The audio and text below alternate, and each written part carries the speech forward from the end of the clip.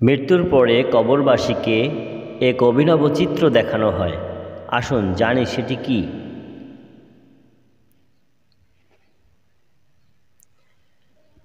ইবনু উমর রাদিয়াল্লাহু তাআলা আনহু থেকে বর্ণিত, নবী করিম সাল্লাল্লাহু আলাইহি সাল্লাম বলেন, তোমাদের যে কেউ মারা যাওয়ার পর তার সামনে সকাল সন্ধ্যা তার বসবাসের ঠিকানা তুলে ধরা হয়।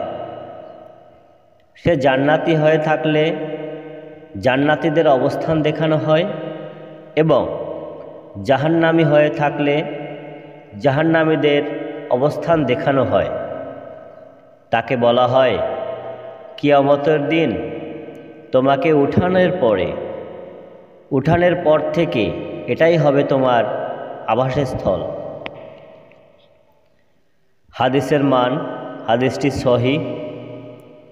সহি বুখারীর 4270 নম্বর হাদিস এটি।